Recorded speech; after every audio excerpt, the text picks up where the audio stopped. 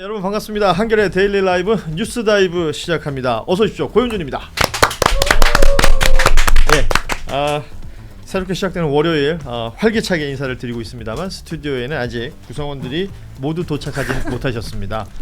일단 자리해 주신 두 분을 먼저 소개해드리도록 하죠. 한겨레 이슈 부국장 최혜정 부국장 함께합니다. 어서 오십시오. 네, 안녕하세요. 네, 어서 오십시오. 그리고 정치 전문 기자 장윤선 기자도 함께합니다. 어서 오십시오. 네, 안녕하십니까. 네, 그리고 박성민 전 최고는 지금 공덕역 쪽에서 걸어오고 있다는 마지막 정보까지 확인을 했습니다. 네. 굉장히 힘들 텐데 오르막이라서요. 비 와요. 예, 그리고 날씨가 네. 좀 한동안 덥더니 오늘 좀 선선하다 그랬는데 비가 또 오고 있습니다. 한 5분 안에 도착할 것 같으니까요. 잠시 후에 또 함께 이야기 나누도록 하겠습니다. 자, 오늘은 일단 뭐 많은 분들의 관심을 가지고 있는 것은 내란 우두머리 혐의의 피고인 현재 구속 중이고요. 특검의 소환 조사에 여러 차례 불응을 하자 내란 특검에서는 강제 구인 절차에 착수했습니다. 지금 3시 반이 됐으니까 3시 반까지 특검에 와서 앉아 있어라 라는 거죠. 지금 서울구치소에 메시지 보냈고 지금 와 있는지 확인은 지금 저희가 안 됩니다만 일단은 특검에서 이 조치를 취했다까지는 확인할 수가 있습니다. 계속 이렇게 안 나오고 이러는 것도 일종의 전략이에요? 아니요, 이제 두 가지 정도 얘기를 하던데 그 법조인들 얘기로는 이 정도 되면 그냥 거의 자포자기. 특히 이제 평생 검사하고 검찰총장 했고 본인이 했던 수많은 수사의 결론을 보면 자신의 처지와 신세가 어떻게 될 것이라는 걸 누구보다도 잘 아는 사람이기 때문에 나가봐야 알고 의미 없다. 뭐 이런 차원에서 스스로 포기하고 있는 거 아니냐라는 거고요. 그리고 뭐 본인 스스로 고립무원이다 얘기한 것처럼 없잖아요. 세력도 없고 뭐 자기를 지원하는 응원군도 없고. 김계리 변호사 있잖아요. 뭐 하여간요. 뭐 부인이 영치금도 안 넣어주는 것 같고. 뭐 그러니까 뭐 이래저래 날은 덥고 뭐 이런 거 아닌가 싶고요. 그 복합적인 심리 상태겠죠. 그리고 처음에 죄송해요. 저희가 너무 저도 모르게 그냥 전문 용어가 나오는데 처음에 구치소? 이제 감옥 구치소를 가면 이게 그 인정이 안 된다는 거예요. 내가 누군데, 내가 어떤 사람인데, 내가 지금 이렇게 조그만 방에 앉아가지고 에어컨도 없이, 뭐 이런 생각을 한다는 거예요. 그래서 이게 현실감을 익히는데 상당한 시간이 소요가 된다. 그래서 아마 지금 좀 그런 심리적으로 좀 그런 단계가 아닌가라는 생각이 좀 들어요. 결국은 현타의 시간이 지금. 그렇죠. 그러니까 의욕이 당연히 상실됐을 거고 실제 아플 것 같기도 해요. 원래 지병도 있고. 근데 뭐 조사라는 게 받고 싶다고 받고 받기 싫다고 안 받고 이런 게 아니잖아요. 그리고 구치소라는 곳이 편하라고 가는 곳도 아니고. 그렇죠. 지금 정해진 법적 절차가 있는 것이고 조사를 받는 그 피의자 신분인데 가고 안 가고를 본인이 결정한다라는 것 자체가 아직도 좀 정신에 현타가 오지 않은 것 같다라는 생각 사실은 좀 들고요. 정신 못 차렸다는 얘기 하고 싶으셨던 그렇죠. 거죠? 자, 말씀드리는 순간 우리 박성민 전 최고 오셨습니다. 어서 오십시오. 비가 많이 오네요. 네, 비 많이 옵니다. 지금 그 악천후를 뚫고 오셨고요. 지금 이제 윤석열 피고인 지금 얘기를 잠시 했습니다. 그 윤석열 측에서 나오는 이야기는 뭐 앞서 잠시 우리도 언급했습니다만 망연자실하고 있다. 그리고 출석 의지 자체가 없다. 지금 이 시간을 어떻게 판단하고 있을까 생각해 보면 그저 영장실질심사 끝나고 나올 때 주머니에 이렇게 손 넣고 나올 때까지는 이 판을 인지를 제대로 못하고 있었던 거 아닌가.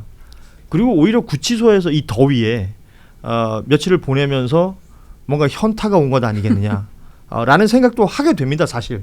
그리고 그 안에서 우리 아까 최희정 부국장 말씀하셨지만 그 죄 지어서 들어간 사람 아니에요. 근데 더우면 덥다. 내가 먹던 약 아니라서 약 못 먹겠다. 운동시켜달라. 전국에 있던 어느 재소자가 그런 말을 합니까? 이 정도면 구치소를 약간 커스터마이징 하겠다는 그런 느낌인데요. 그래서 요새 뭐 보니까 그런 짤이 유행해요. 에어컨 놔달라는 얘기냐. 그러면 실외기를 놔주겠다. 뭐 이런 식의 짤도 돌아다니는 걸 봤는데 일각에서는 특검의 조사 자체는 거부를 하고 이명박 박근혜 전 대통령들 케이스처럼 재판 가서 다투겠다라는 전략 아니겠느냐 이런 얘기도 하던데 이건 가능성이 있는 얘기인가요?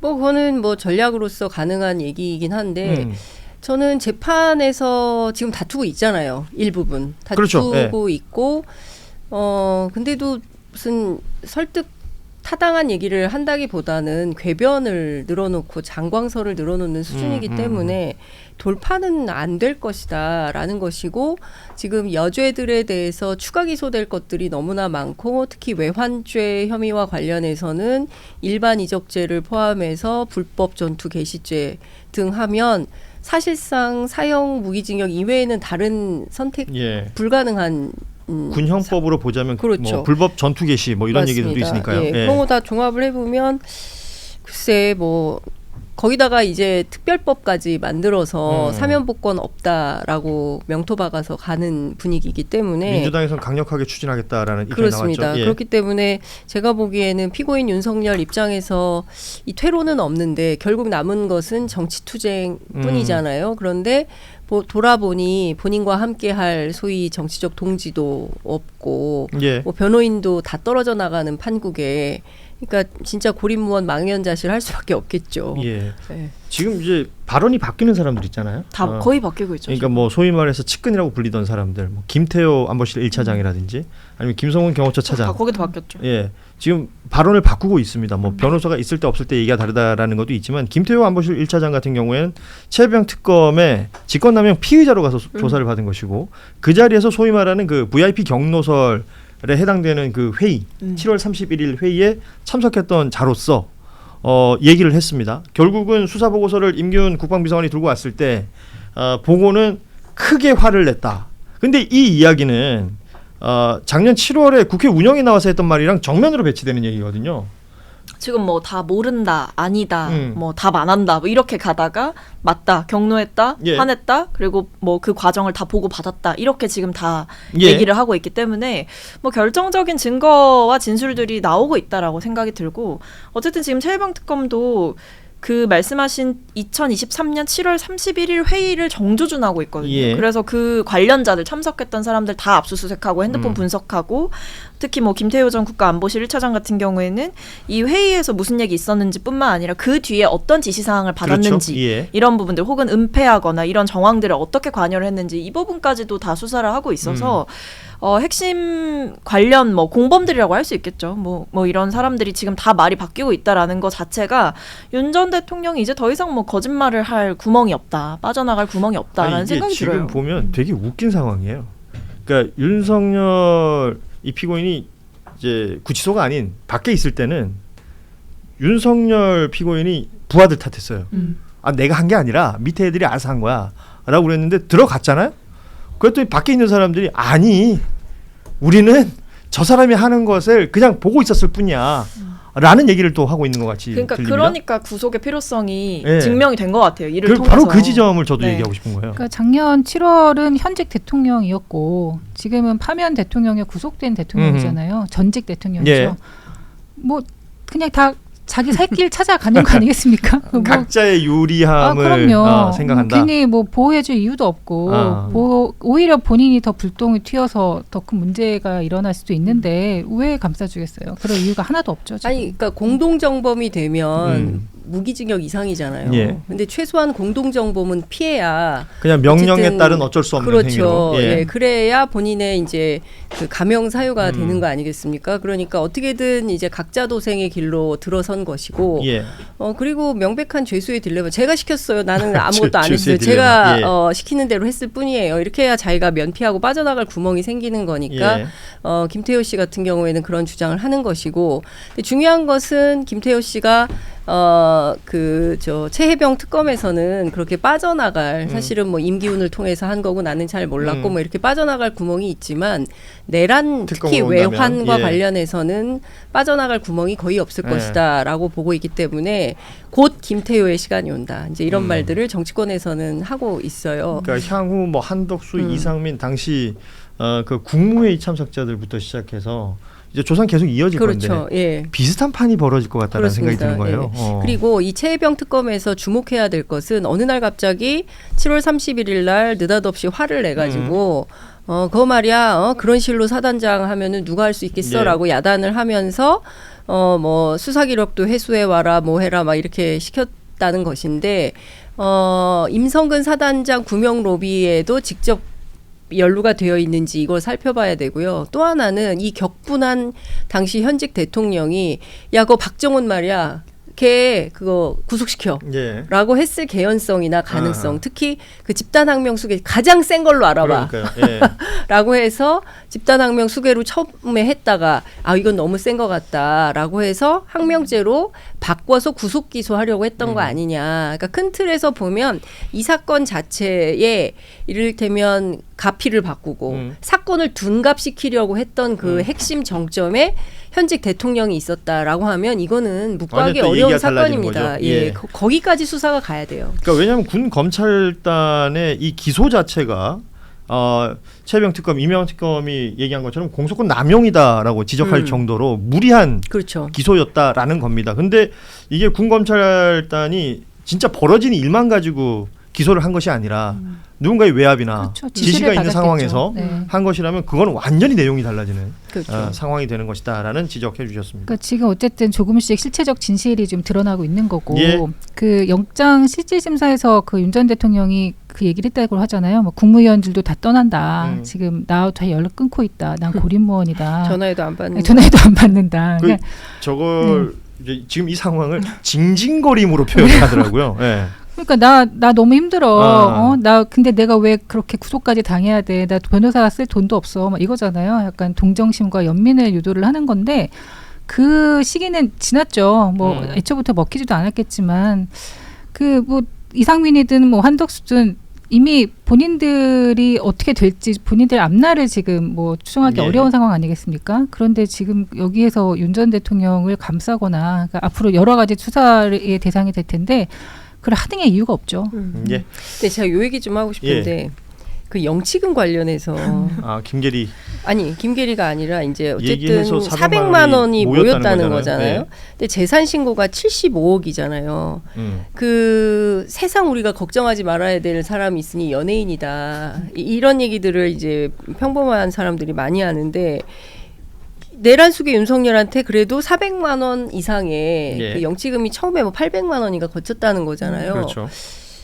그래봐야 하루에 쓸 수 있는 그 영치금은 2만 원이라는 거예요. 그걸로 소세지 사 먹고 뭐 이렇게 한다는 건데 이렇게 돈이 쏠린다는 거. 저는 이것도 참 희한한 광경이다. 아니 뭐 재산이 75억이 있다 한들 부인이 안 줘요? 남편과 부인의 생각을 영치금 안 줘? 안 줬나 보다. 그러니까 정서적 분리와 이 재산적 분리라는 변호사의 입을 통해서 그거 없다 그러니까 또 모금이 되고 너무 희한한 거예요, 이런 게. 모금의 최대치를 받았다라는 것도 지금 말씀하신 것처럼 이상하다. 근데 그렇게 받아봤자 하루에 쓸 수 있는 돈은 2만 원이다. 최대 2만 원이다. 그리고 김건희 여사도 본인 변호사 비용을 써야 돼요, 지금. 그렇죠. 거기도 이제. 그러니까 재산 대부분이 이제 김건희 여사의 재산이지만 김 여사도 지금 뭐 이렇게 뭐 쉬운 상황이 아니잖아요. 혐의가 16개인데. 누구 언제나 느끼는 거지만 남의 부부 이야기 다들 눈빛이 초롱초롱해지고. 아니 왜냐면 그러니까 앞서 그 임성근 사단장 얘기도 있었지만 그 임성근 사단장의 부인과 김건희 씨의 측근간이 이제 뭐 관계가 있다. 그리고 그날 당일날 임성근 사단장과 부인이 14차례 통화를 했다. 그건 일이 있으니까 통화하는 거예요. 부부가 14번 부부가 어떻게 하루에 14번 통화하는 것은 남편분하고 어떻게 됩니까? 하루에 몇 번 통화하세요? 뭐 하루에 통상 한 번, 두 번? 생존 신고 정도 아닙니까? 그 정도면? 아니요. 뭐 그 학교 갔어? 학교 잘 보냈어? 그렇죠. 저녁 집에 와서 먹을 거야? 아이들의 안부와 끼니 해결 여부. 그렇죠. 그러니까 14번이라는 건 분명히 뭔가 이슈가 있다라는 얘기가 충분히 이제 용건이 있을 때만 통화를 하기 때문에 14번의 용건이 필요했다 뭐 이런. 아무튼 지금 뭐 여러 가지 상황들 긴밀한 일 처리를 위한 소통이에요. 이것은 회사에서 급하게 현안 처리를 해야죠. 그거 아니면 14번 통화할 일이 없습니다. 이렇게 알아가는 유부의 세계. 아니 그렇습니다. 결혼 생활을 해보신 분들은 거의 비슷한 반응들을 보이고 있는 것이기 때문에요. 그러니까 우리가 몰랐던 내용들까지 하나둘 나오면서 이게 점점 이제 진실로 맞춰져 간다면 특검 수사라는 게 진행되는 방향성이나 나오는 내용들 계속해서 주목해서 볼 수밖에 없는 것이기 때문에 지금 얘기를 하는 것이고 여기에 이제 김건희 특검 얘기를 좀 해보자면 그 집사라고 불리던 김예성 씨 관련한 의혹들은 계속 나오고 있습니다. 뭐 이게 IMS라는 그 벤처 회사 만들어서 대기업들로부터 184억의 투자를 받고 본인이 46억 정도를 챙겨서 엑시트했다. 기본적인 내용이 이런 것인데 그 기업들과 커바나 컨텐츠 간의 협찬 관계라든지 김건희 씨가 없는 상황에서 이런 일들이 가능하겠냐라는 것부터 다양한 의혹들이 있고 그 어머니인 최은순 씨의 잔고증명 그 위조할 때 에서부터 2년 그 훨씬 이전부터 2년이 있었다라는 의혹들도 지금 나오고 있는 것이고요. 근데 이게 약간 데칼코마니 같아요. 예. 그 최순실 박근혜 미르 약간 그런 느낌이에요.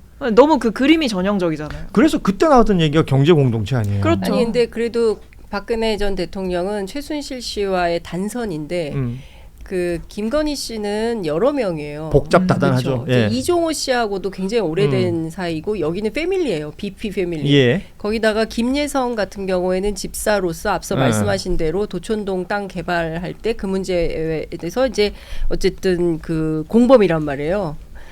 거기에다가 지금 그 큰 틀에서 보면 400억 정도의 그렇죠. 금액이 있는데 이 돈이 다 어디로 갔을까? 이것은 김건희의 비자금일 가능성이 매우 높다라는 추정이 여러 언론을 통해서 지적이 되고 있기 때문에 김건희 특검은 초반부터 그 삼부토건이나 이 집사 게이트를 통해서 김건희 일가의 돈에 주목을 하고 있다. 양평고속도로. 그래서 이 돈맥을 찾아서 결국에는 누가 이 주머니를 찬 거냐. 특히 김예성 씨가 46억을 개인이 챙겨서 뜬 거잖아요. 근데 지금 초반에 뭐 베트남에서 들어와서 조사받을 용의가 있다라고 했지만 안 들어오고 있어요. 그렇습니다. 예, 그리고 본인뿐만 아니라 지금 부인도 피의자로 가족들까지. 전환을 했고 애는 지금 제주도 학교에서 학교를 다니고 있다는 것이고 이렇게 복잡한 상황인데도 들어올까 말까만 이제 이렇게 재고 있는 거 아니겠습니까? 제가 보기엔 특검이 접촉을 이미 하고 있을 걸로 보이는데 종합해 보면 김건희 씨를 둘러싼 이 돈이 실제로 그러니까 정권을 동원해서 권력을 통해서 현직 대통령 부인이 주가 조작까지 감행하면서 쓸어 담으려고 했던 돈의 액수가 어느 정도이고 어느 정도 수준의 권력기관을 동원한 거냐. 사실 지금 어마어마한 겁니다. 이건 하나만 해도 지금 엄청나잖아요. 여기 뭐 양평고속도로 있고 삼부토건 있고 도이치모터스 있고 더 있어요 지금. 그렇기 때문에 통일교. 뭐 그렇죠. 뭐 캄보디아 ODA까지 뭐 계속 나오지 않습니까? 근데 이 기업들이 이 당시 IMS 모빌리티가 자본 잠식 상태였다는 그렇습니다. 거잖아요. 여기에 이런 각 회사가 수십억씩 돈을 투자를 한다라는 게 전혀 상식적이지 말이 않죠. 안 되죠. 그리고 어쨌든 이슈가 있었을 것이고 사실상의 뇌물 성격이지 않을까라고 각 추정이 기업들이 당시 일종의 민원이 다 있었던 그렇죠. 감사를 받거나 아니면 뭐 경영권 분쟁이 있어서 그 안에서 뭐 비리에 대한 폭로가 나온다거나 뭐 이런 일들이 있었기 때문에 해결해야 할 뭐 민원 그렇죠. 뭐 청탁해야 할 건들이 있었던 거죠. 그래서 그러니까 관 또는 검찰을 그 동원해서 대관을 해야 되는 대관 업무가 필요한 사안들이 민원이 다 있었고 지금 이거를 이제 우리 장성 기자 대관이라고 표현하였지만 이걸 그냥 흔히 로비라고 하는 거 아니에요. 로비. 그런 것들이 필요한 충분한 이유들이 보이는데 지금 그래서 특검에서는 김건희 집사 게이트, 그러니까 카카오 모빌리티 등 그 말씀하신 IMS라는 기업에 투자를 했던 기업들에 대해서도 소환 통보를 했다라는 속보가 또 나오기도 했습니다. 이런 모든 것들을 지금 전반을 들여다보고 있다.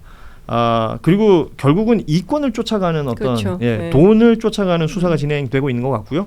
관련한 여러 관계자들 소환이 지금 진행이 되고 있다라는 특히 그 부분입니다. 공정위원장, 그죠? 그다음에 이복현 금감원장, 이 기업들과의 관계에서 봐주기 또는 뭐 이를테면 무마 뭐 이런 게 있다라고 한다면 수사는 확대될 수밖에 없는 거죠. 그러니까 동원할 수 있는 모든 수단을 다 동원을 해서 본인의 이권, 비자금을 챙기는데 골몰을 했더라면 그냥 넘어갈 수가 없는 거죠. 짧게 요 얘기까지 좀 일부에서 짚어보도록 하죠. 한겨레 단독으로 나온 내용입니다. 이 내란 사건을 수사하고 있는 조은석 특검, 내란 특검 측에서 12상 비상계엄 선포 직후에 국민의힘 일부 의원들 이 비상계엄을 해제하는 그 의결 이때 방해했다는 의혹을 확인을 하기 위해서 뭐 소규모지만 특검 안에 전담팀을 꾸렸다는 거예요. 국민의힘을 향한 기초적인 사실관계 등을 파악 중이다라는 것까지가 이제 기사 내용이었습니다. 자, 전반적인 그 비상계엄에 관련된 여러 정황들, 뭐 앞에 있었던 것들, 그리고 당시에 있었던 것들, 그 이후에 펼쳐진 내용들 다 수사 대상이 되겠지만 지금 당일날 12월 3일에 있었던 내용을 가지고 국민의힘이라는 정당을 지금 이게 본격 조준했다라는 얘기가 되잖아요.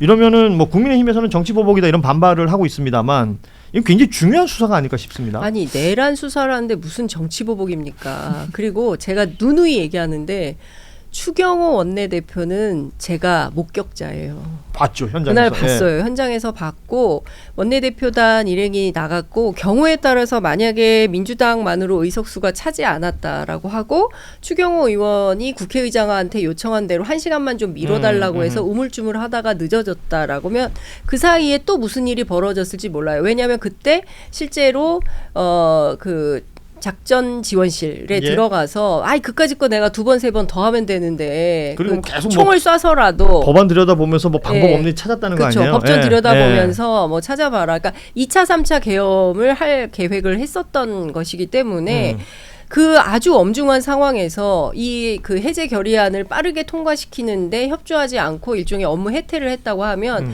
다른 사람은 몰라도 추경호 원내대표에 한해서는 이것은 피의자로 전환해서 적극적인 수사를 피하기 어렵다라는 생각이 좀 듭니다. 그리고 저는 내란 앞에 진영 없다고 생각해요. 예. 그러니까 진영 따질 일도 아니고 뭐 보복이라고 얘기할 것도 아닌 거죠. 왜냐하면 뭐 정말 본인들 안에 내란에 가담하고 동조했던 사람이 있으면 오히려 본인들이 나서서 이 사람은 정치하면 안 되는 사람이다 이렇게 얘기를 해야 되는 게 상식적인 거고.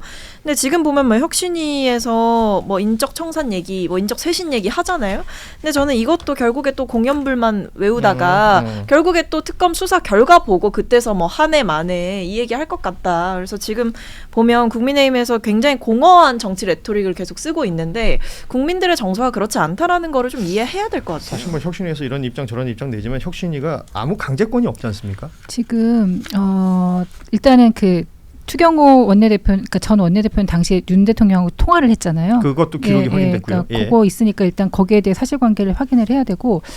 지금 아마 국민의힘 안에서는 그 3분의 1이 특검 전화를 받았다는 얘기가 있어요. 그러니까 그게 흉흉하게 돌고 있어서 아마도 그러니까 자신들이 특검의 수사 대상이라는 것을 어느 정도 인지를 하고 있을 것이고 그래서 더욱 저렇게 그 혁신이나 이런 것들 그러니까 똘똘 뭉쳐야 된다는 얘기를 계속 강조를 하잖아요.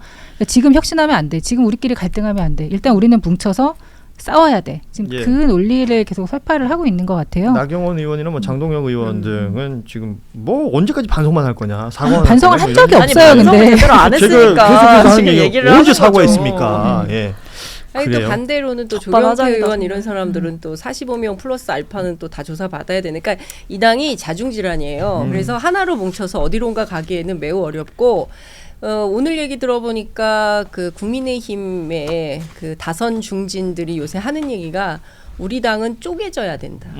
이제는 이제 분열 얘기도 나오고 망해야 된다. 그래야 다시 태어날 수 있다. 이 얘기를 그냥 공공연하게 하고 다녀요. 그러니까 그렇기 때문에 제가 보기에는 이 당은 근데 뭔가 자체적으로 뭘 할 수 있는 그러니까 뭐 망할 에너지도 없다 이런 얘기들 하고 있는 거예요. 분당도 그게 힘이 에너지가 있어야 하는 거예요. 뭉치고 뭐 싸우고 그렇게 하려면 그 당은 괜찮은 당이에요. 그런 당이 나갈 수 있는 거는 괜찮은 당이 할 수 있는 거예요. 민주당에서는 내란 특별법을 통해서 뭐 보조금 환수, 그러니까 내란 정당에 해당하는 보조금 환수 정도 얘기하는데 만약에 지금 뭐 위헌정당 해산, 그 과거에 이제 통진당 케이스가 있었는데 그때는 예비 음모로 그것도 일부를 두고 그 5명의 의원직을 날리고 정당을 없애버렸지 않습니까?